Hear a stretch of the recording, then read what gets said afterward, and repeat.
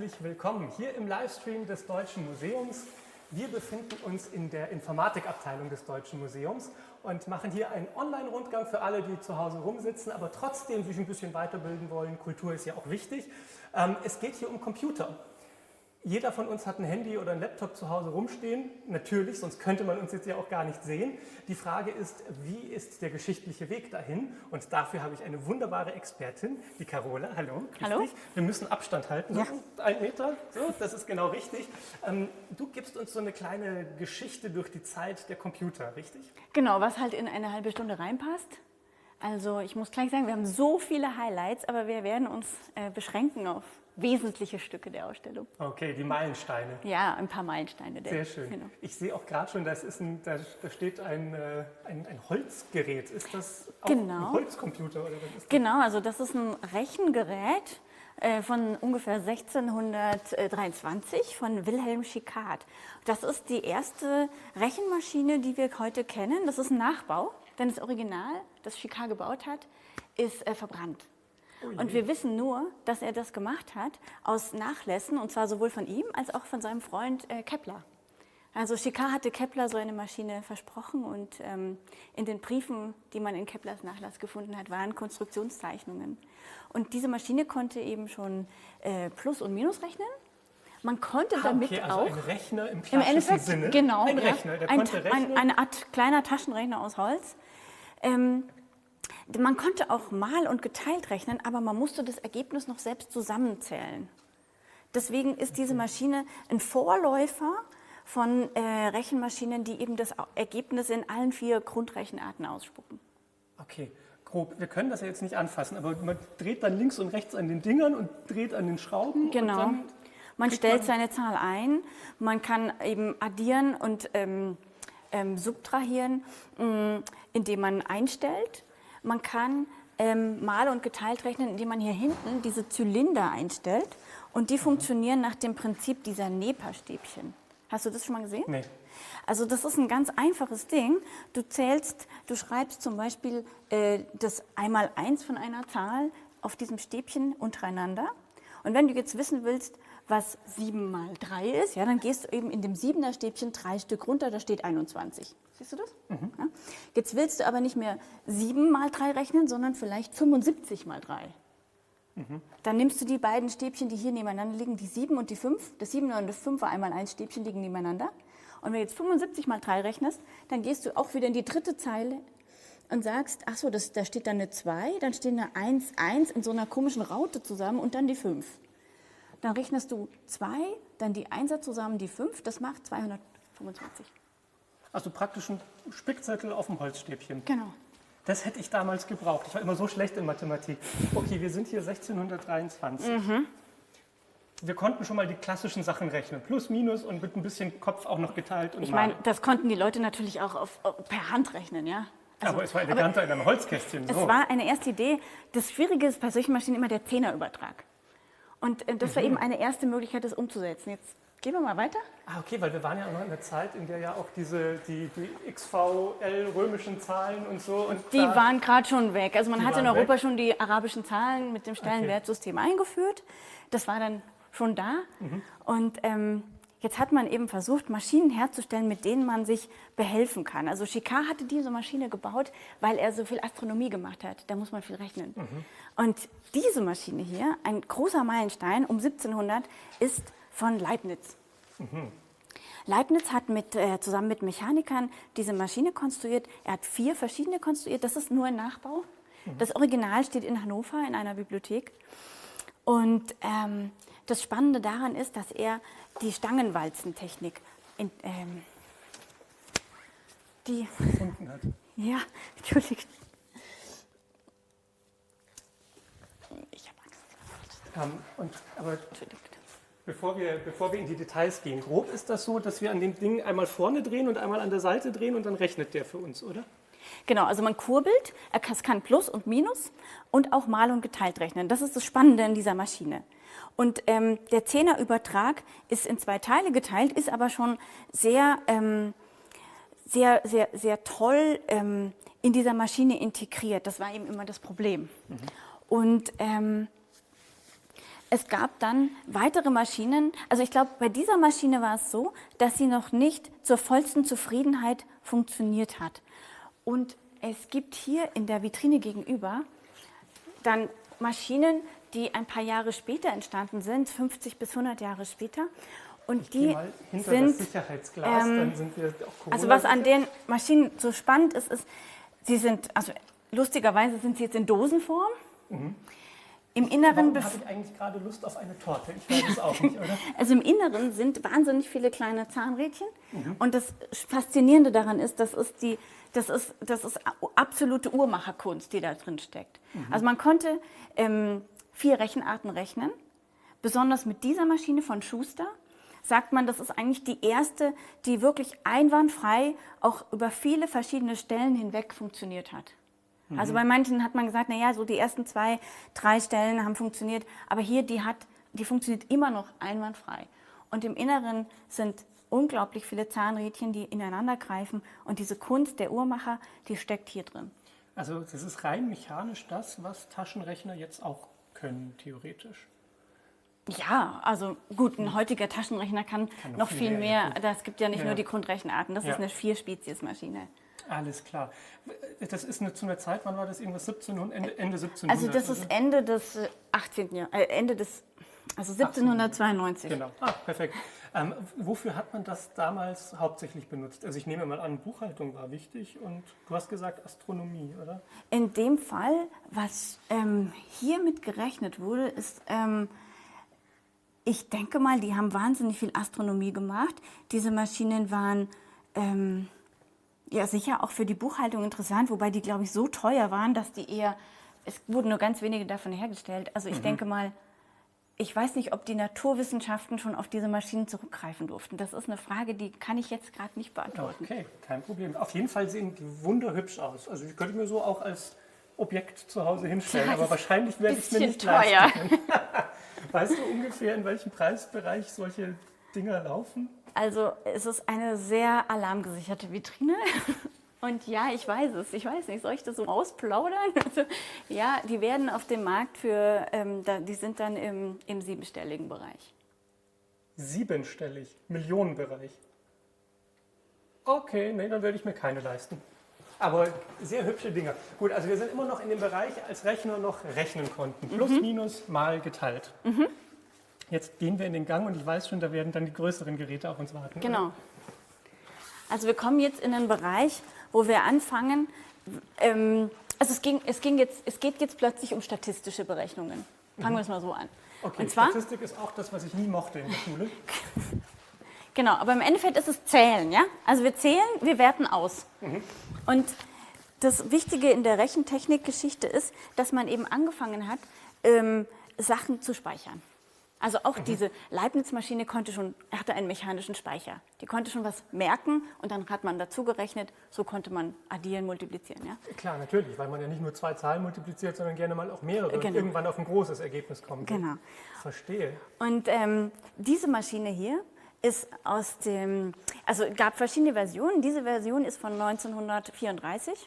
Das ist eine sogenannte Tabelliermaschine und wurde gefüttert mit Lochkarten und hat auf den Lochkarten ihre Ergebnisse aufgestanzt. Also das ist jetzt eben das ist zum Beispiel so eine klassische Lochkarte. Das heißt, das ist der Speicher.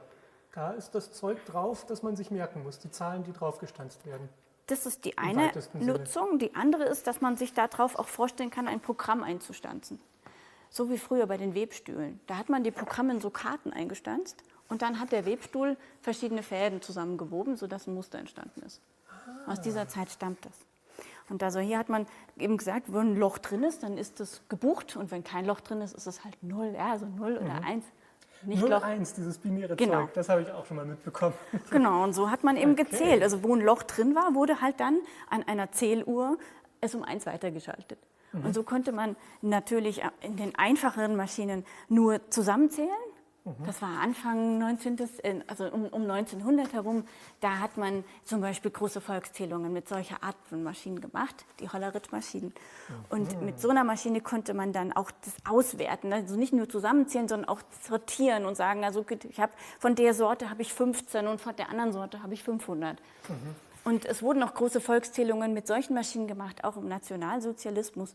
Also gerade solche Maschinen auszustellen, da müssen wir dann auch in der Zukunft gucken, dass wir viel mehr Kontext dazu stellen. Ja, also gerade wenn so etwas benutzt wurde, um ein Volk auszuzählen und zu gucken, wer zu welcher Religion gehört, das muss man auch dann in einer Ausstellung zum Thema machen. Ein eigenes Thema. Aber das Ding läuft schon mit Strom. An den anderen hat man noch gedreht. Und ja, hier genau. Das läuft mit Strom. Nur damit ich es auch verstehe. Das läuft schon mit Relais, ja, die dann zählen können, die auch auf an- oder nicht anschalten, also auf 0 oder 1. Und der berühmteste Rechner, der so funktioniert, der steht hier genau gegenüber. Ja, den müssen wir uns angucken.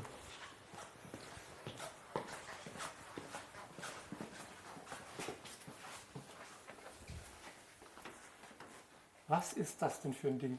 Das ist der berühmte Zuse Z3-Rechner. Das ist der erste Universalrechner, der binär gerechnet hat, also binär mit dem 0- und 1-System.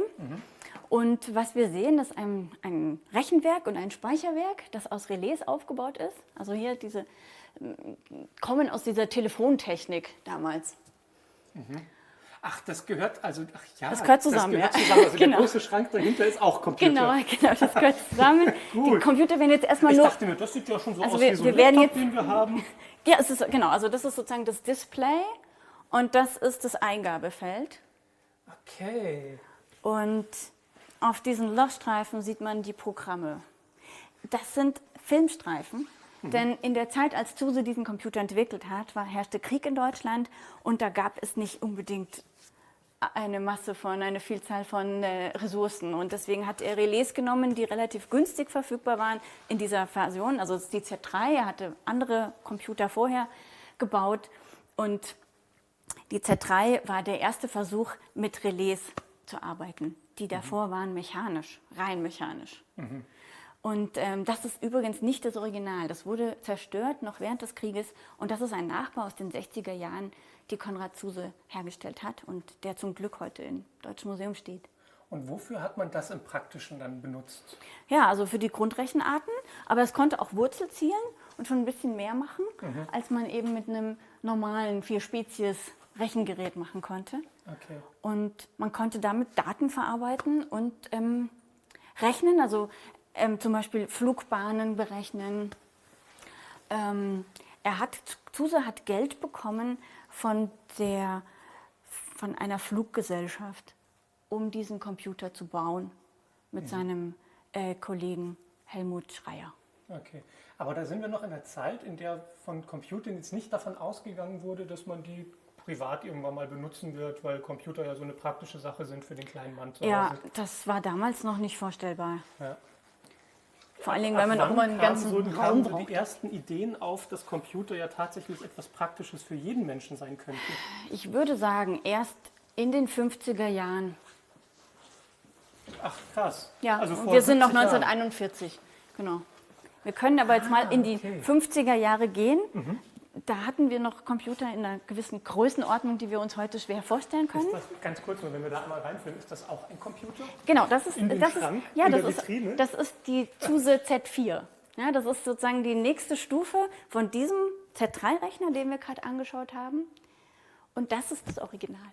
Sind die eigentlich laut, wenn sie laufen, oder läuft das ganz still, weil es läuft ja nur Strom nur? Die Relais machen ein klapperndes Geräusch.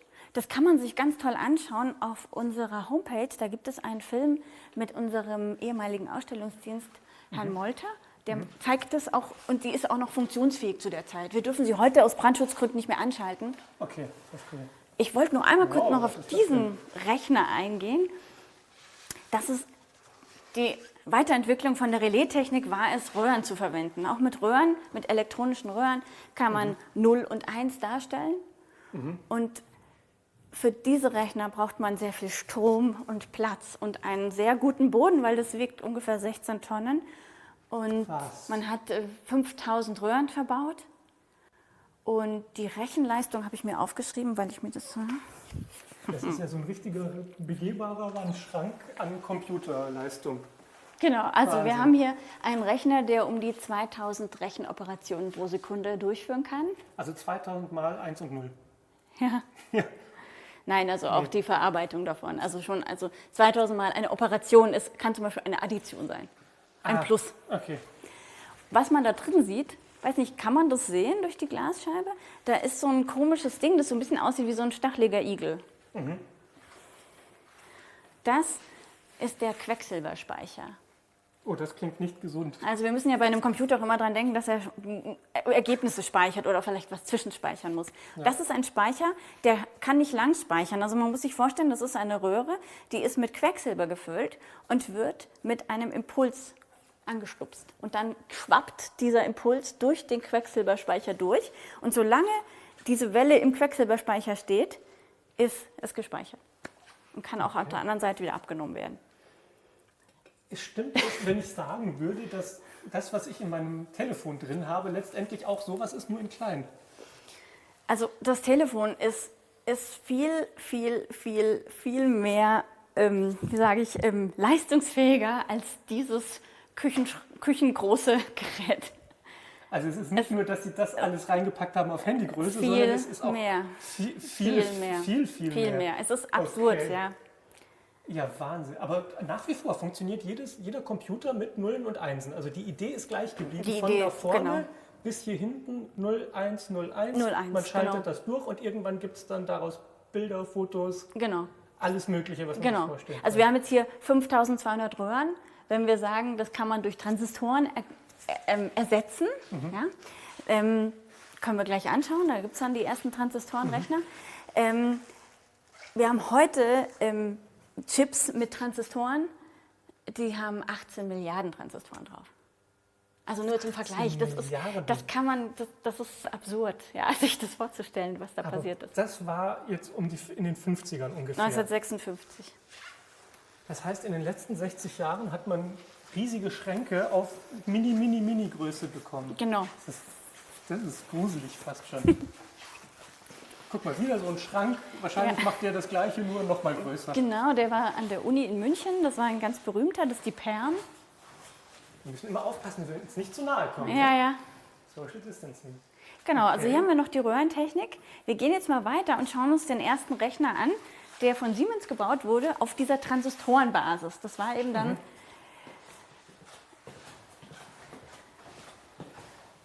Oh, habe ich mich erschrocken. Ja, das Da ist Ausstellungsbau der 80er Jahre. Das hat man damals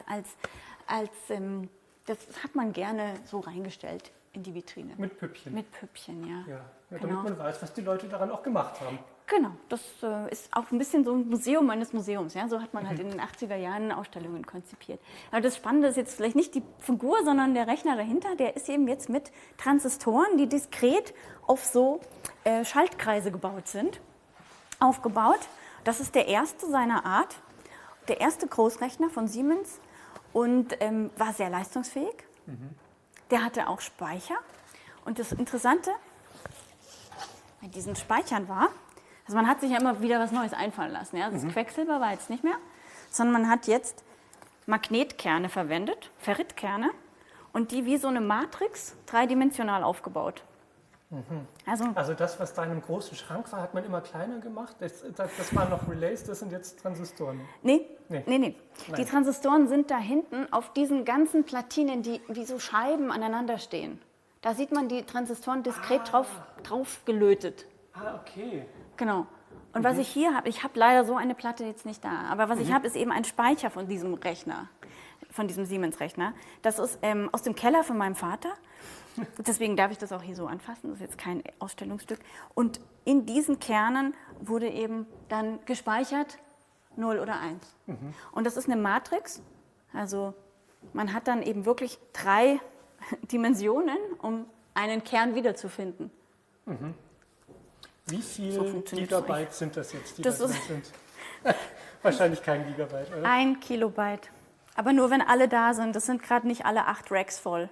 1 Kilobyte, Ein das Kilobyte. ist weniger als ein Megabyte. Aber das war damals schon ganz da toll. passt ja nicht mal eine MP3 Das war drauf. damals super. Damals war das super. Super. Wahnsinn. In welchem Jahr sind wir jetzt angekommen? 59.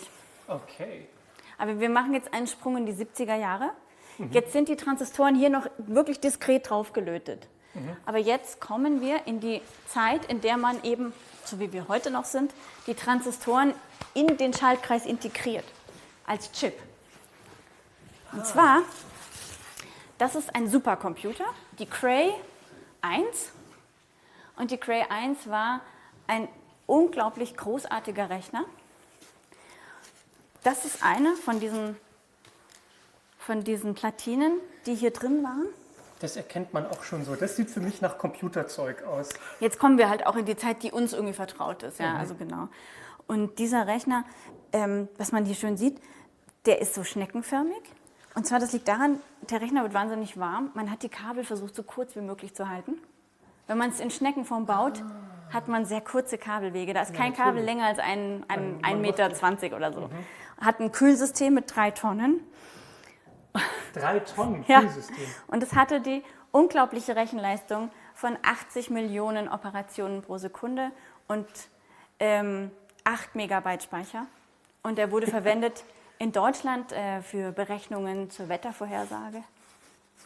Natürlich, weil man da auch unglaublich viele Daten verarbeiten muss.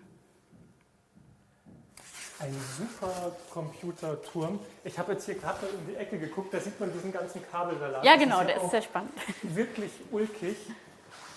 So sieht das bei mir immer im Keller aus, wenn ich nach Weihnachten die Kabel wieder rausholen möchte von meiner Lichterkette. Das ist ungefähr diese Form an Verwirrung, die da unten rumliegt. Das sind ja wahrscheinlich Kilometer an Kabel, die da hinten drin hängen. Ja, ich weiß nicht genau welche Zahl, aber es sind sehr viele Kilometer. Wahnsinn. Okay, das heißt, das war in den 70er Jahren ein Supercomputer und ab da war ja wahrscheinlich dann so ein bisschen die Zeit, in der die Computer wieder kleiner Dann wurden. wurden sie kleiner und dann begann die Zeit der Heimcomputer auch. Ne? Also das ist jetzt das ist eben so eine Art Rechenzentrum, Supercomputer, so wie wir heute über Supermug reden beispielsweise. Ja? Okay. Und das war der Supermug damals eben von der Firma Cray. Wahnsinn. Das war unglaublich spannend. Also tatsächlich, ich kannte mich mit Computern nicht so aus. Für mich war das immer, ich weiß es nicht, Hauptsache es funktioniert und wenn es nicht funktioniert, rufe ich jemand an und weine. Aber es war mega interessant, dass du uns hier durchgeführt hast. Vielen, vielen Dank. Danke auch an alle im Livestream, die dabei waren. Ich habe hier gesehen, nach draußen gibt es da noch irgendwie Apple-Rechner und alles Mögliche. Ja, es gibt ganz verschiedene Sachen. Ne? Ja, also sobald das Museum wieder aufmacht, müssen wir auf jeden Fall nochmal hierher kommen. Vielen Dank für diese kleine Tour schon mal und es hat mir großen Spaß gemacht. Dankeschön. Und ich versuche jetzt die Kabel zu zählen. Ja. Danke dir sehr.